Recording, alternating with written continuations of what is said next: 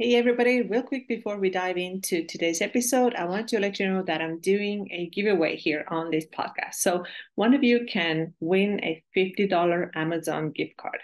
What do you have to do to enter this giveaway? All you have to do is to leave me a 5-star rating and review on iTunes. And here's how you can do it. So open your phone, open the podcast app, go to my show, and there is a purple clickable link. You click on that, then scroll all the way down until you see ratings and reviews. And leave me a 5-star rating, leave me a review, and one of you will win that $50 Amazon gift card. I will announce the winner on the last episode in October. So good luck, and here is the show. Hey everybody, this is Kirsten here, and as always, thank you so much for taking some time out of your day to watch or listen to this podcast. I really appreciate it. So today we're going to talk about what else is macro tracking useful for besides weight loss. And the reason why we talk about it is that I feel like sometimes people have this idea that macro tracking is only for weight loss, and not only that, it's also really, really kind of extreme or encouraging bad eating behaviors or like unhealthy relationship with food. And when I first started talking about macros, I got this a little bit more often. So lately, I haven't gotten these types of comments a lot. Maybe just a few. I remember maybe about half a year ago, but still, I've had people say that this is just unhealthy and you shouldn't do it. It's crazy. But when I first started talking about, the fact that I have decided to do my own weight loss, fat loss with macros, and then I became a coach, I got quite a bit of pushback, and it came from people who didn't expect it from me. Because previously, if you know my story a little bit, you know that I had done, I had been under eating for so many years, and I had amenorrhea and had all these problems. And so I was more like advocating for, complete food freedom, intuitive eating. You don't have to think about anything. It's not important to even like learn about macros, because back then I saw this as like too restrictive, and it shouldn't be done this way. And then I started changing my perspective, and now the way I see is the whole macro thing, tracking and using tracking as a tool to improve your health, also not only weight loss. It's like, okay, we can use this tool for knowledge so that we can get better, right? And we can get better health wise, we can get better, with our weight, we can reduce some aches and pains. All this is really possible when we just gain knowledge and set up better eating habits for ourselves. So it really isn't just about weight loss, but I do understand why people got this impression. They felt like, oh my God, you totally changed, you like totally turned around and now you're doing something different and this is so obsessive. But I would say that people change and people evolve and people make different choices. And this is kind of like the journey that I personally had to go through. So I went from like severe restriction back then. I still didn't know anything about macros, to then losing my period, then having to get it back, eating a ton of food without even thinking about what I was eating, and I gained a significant amount of weight. All the things that I've talked about on this podcast quite a few times. And then when I wanted to start changing, and I started doing it with macros, and this is where I found that this is a totally reasonable way to do this. And it can actually be a really healthy way to do this if your attitude towards it is healthy. So what we're going to discuss today is how can your understanding about macros and using it in a healthy way improve your quality of life in so many different ways. So the first way, of course, is weight loss. So I know this is the main goal for a lot of people, and I would say probably about 85% of people that I work with, this is their main goal. They want some weight loss, they want some fat loss, and yes, macros are of course important part of that. So when we learn that we should be eating a high protein diet and we balance out our carbohydrates and fats, then our body composition will start to change. We will lose some weight and we lose some body fat. So typically, as you know, I recommend about 1 gram of protein per 1 pound of your body weight. if you are very overweight or obese, then think, what is my ideal weight? What's my target weight? Where do I want to be? And use that as your goal. So this is how you know your protein target, right? So if you're right now 220 pounds and you want to be 160, then you can set your goal as 160. And so this change alone will, in a lot of people, uh, will allow them to start losing weight in a really nice way, because they're not feeling hungry. Protein has this amazing effect. It makes you more satiated, satisfied, fills you up. And also people get a lot less cravings when they're eating high protein. And this is why weight loss follows. So typically that's the first step. And now saying that this is obsessive, this is bad, I disagree with this, because what we have done now is we have given the people a whole food way to reduce their calorie intake potentially, right? So if we're eating that protein coming from meat, fish, seafood, and all these other awesome whole food sources, then we have done this person a service, versus what could be another thing that somebody could do, like jump on a diet, right? Let's do this quick fix diet where we don't even know a word, like anything about macros. We just eat prep food that comes in wrappers, and there's bars and shakes and things that we have been told we have to eat on this diet in order to lose weight. So we can think, what is the healthy way? And of course, it is learning about macronutrients and understand what they do in the body and why you need to eat high protein. So it will help you to lose weight, and this weight loss will be a lot healthier than what so many people are doing with crazy stupid diets. Okay, so what else is macros good for? Believe it or not, some people want to gain weight. Yeah, that's true.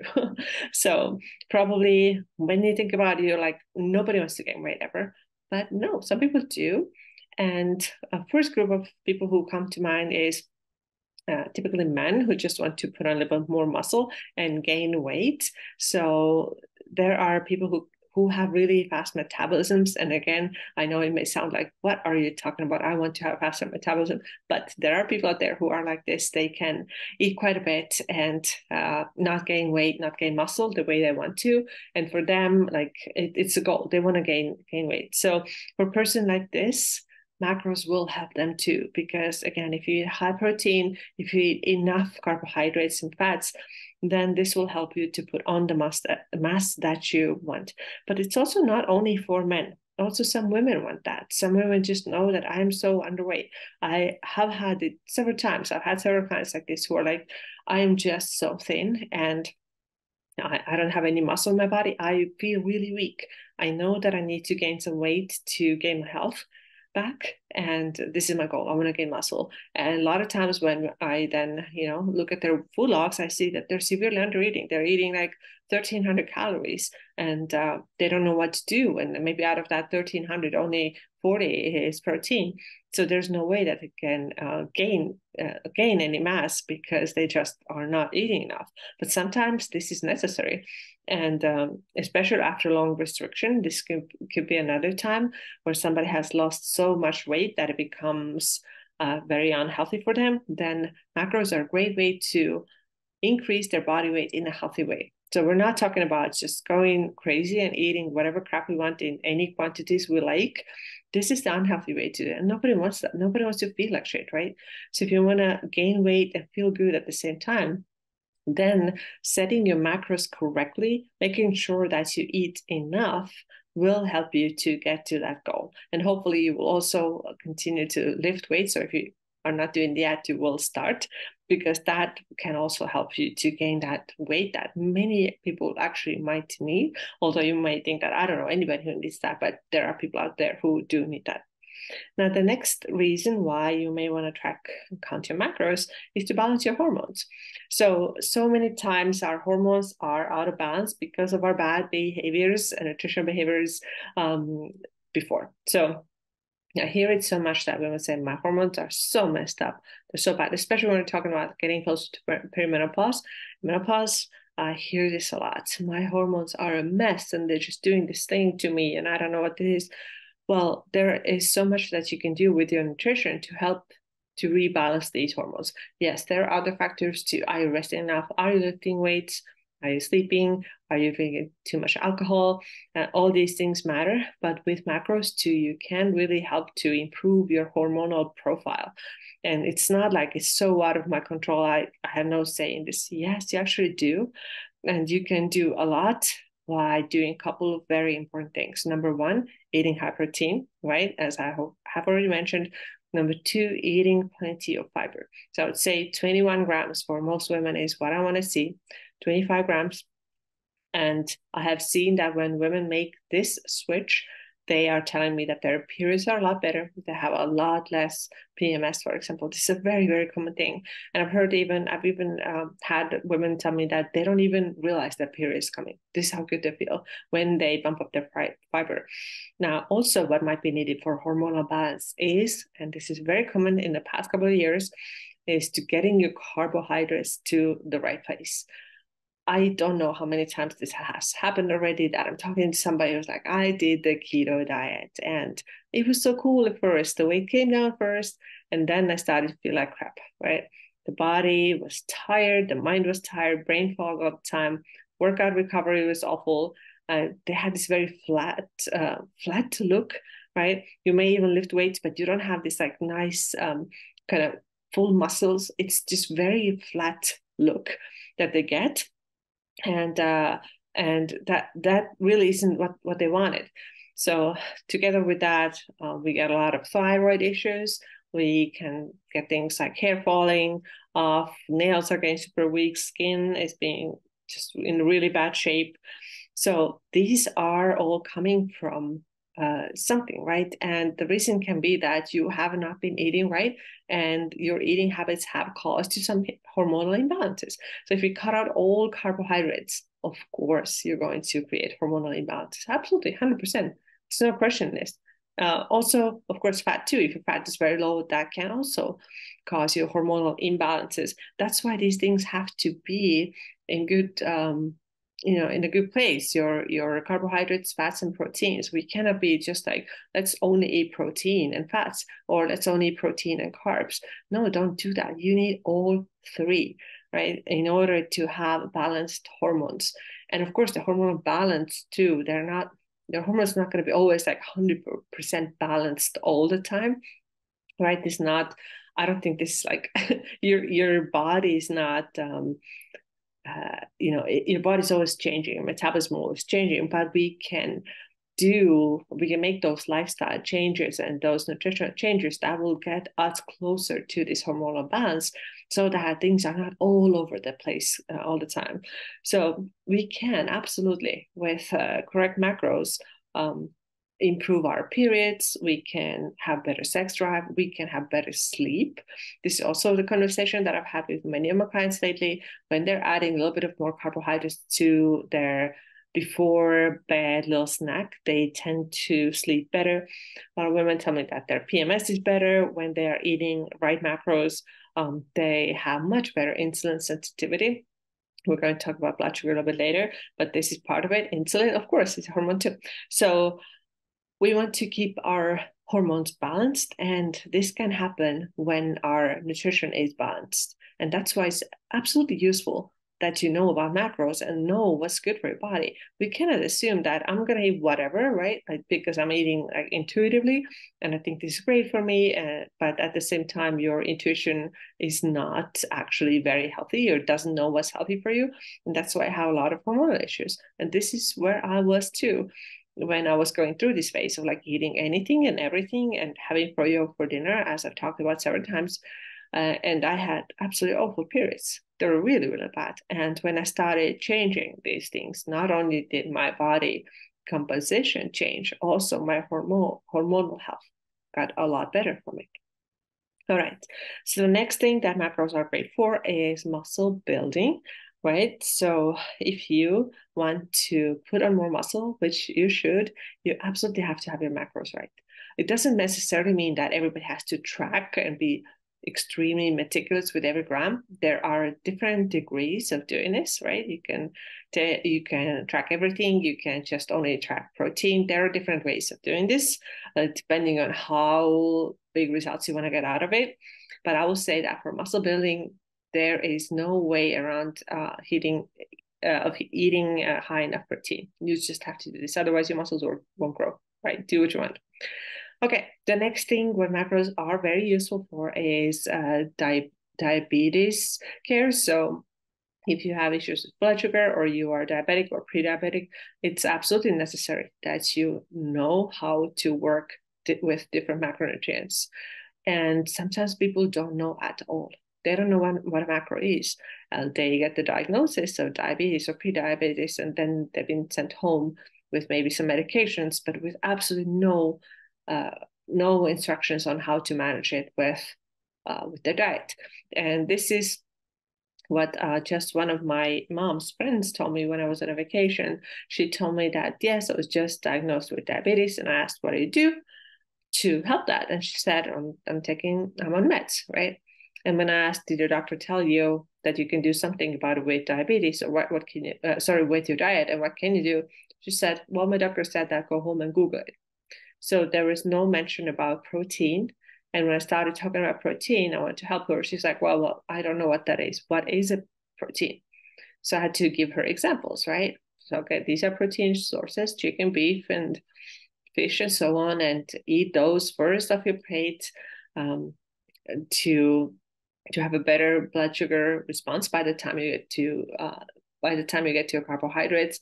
And for her, it was totally new. She didn't know any of this.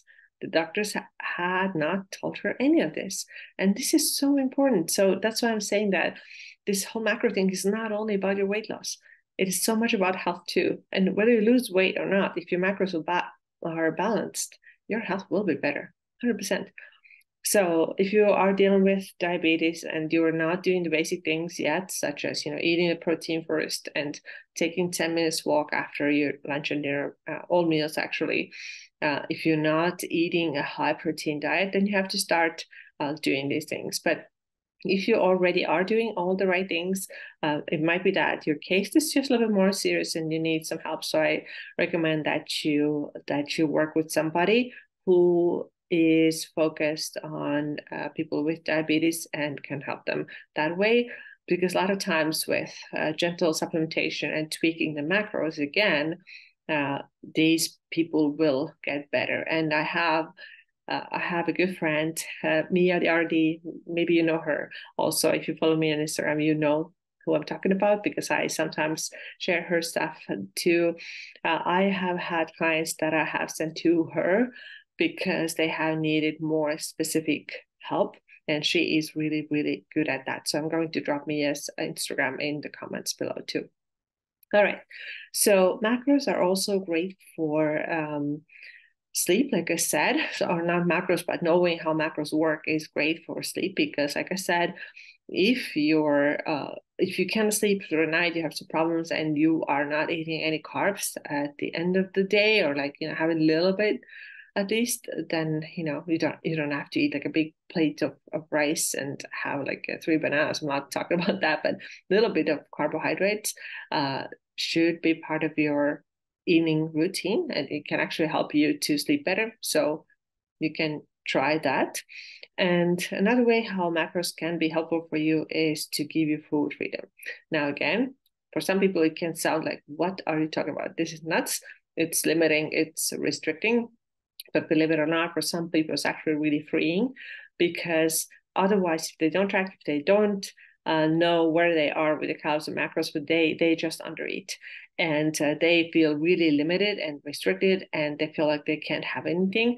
And I've seen this many times with my clients too. When we start, and typically this person is undereating, so when we start increasing their macros and giving them some more room for carbohydrates, let's say that they have always been very, very restricted with the carbs, they say that, oh, I feel actually so good because now I can eat more and I can be at peace and not worry about it all the time. So it can be super helpful. And like I said, I've worked with many people right now who find that they actually get freedom from it. It's not a restriction for them. For them, it's freedom. So these are the ways how macros can really help you. So it really does go way beyond weight loss, fat loss, although this is a big part of it and a great way to reduce your body weight if you need to do that. but also, sometimes people need to gain weight, and there's a strategic way to do it. It doesn't have to look like gaining a ton of body fat, right? You can gain weight, and this can be mostly muscle. Very useful to know, and very important that you know how to do this with macros. You can also use macros to balance your hormones, to build muscle, to help with diabetes, manage your diabetes, improve your sleep, and for a lot of people, it actually gives food freedom. So use this knowledge, learn to work with macros. You don't have to become a coach or anything. You don't have to go get like super detailed with it, but learn the basics. Learn how much protein you need for you. Learn to eat carbohydrates. If you gave them up for a while, don't do that. Reintroduce them. Understand that you do need fat, right? You can't be without it. These things have to be balanced. Women, especially reproductive age, need some carbohydrates. We really shouldn't go without them. So there's some really, really important knowledge there. And if you don't know how much protein, how many calories you need, then go ahead and get my Lean Ladies Calorie Protein and Workout Guide. I will give you exact instructions there, how to figure out your protein and your calories. And I think it will be helpful for you. So let me know if this podcast episode was helpful for you. What have you gained from learning about macros? Tell me, has your health improved? Has your body composition changed? Has your weight gone down? What have you gotten out of it? So that's what I would like to know. All right. Thank you so much for being here today. I'll see you in the next episode. Take care.